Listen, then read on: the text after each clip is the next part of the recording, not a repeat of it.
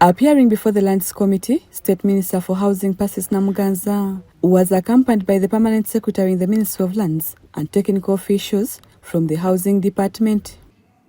Namuganza told the committee that the housing sector has for years operated without adequate funding, limiting its ability to effectively deliver on its mandate. Lack of finances to the sector. Every year, in and out, we have zero budget. No money is allocated to the housing sector, despite of the needs of this sector. The institutional houses in this country have faded away. For example, the Vice President, High Excellency, so His Excellency the Vice President, is supposed to have a official residential home. It's not there. The minister also highlighted challenges facing the National Housing and Construction Company, including the dormant Libyan shareholding, which accounts for 49% of the company's partnership.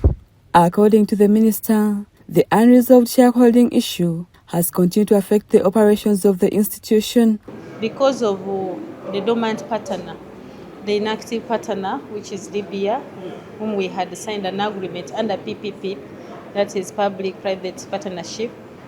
Because of the challenges they got as a country, they stopped injecting money. And now National Housing has not been able to stand and finance its own development.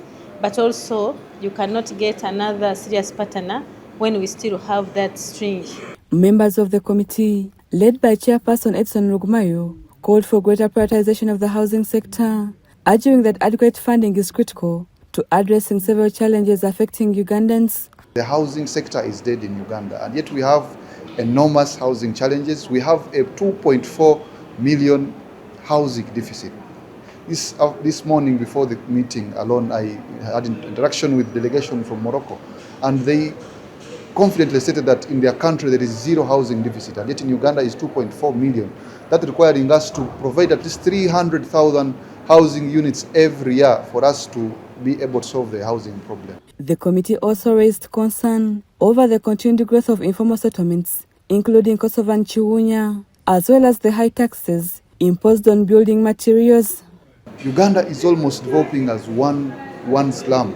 So that is why, as a committee, we have committed ourselves to support the sector.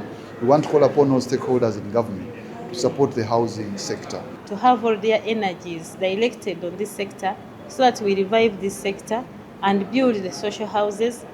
They are ones which are affordable, and do slum upgrade. The National Housing and Construction Company told the committee that it requires about 500 billion shillings annually to increase the supply of decent housing for Ugandans.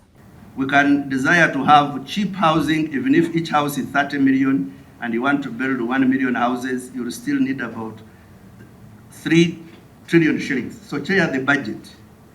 We propose an annual budget allocation of Uganda shillings 500 billion per year for at least 5 years. Despite the challenges, the housing sector registered several achievements in the 2025-2026 financial year.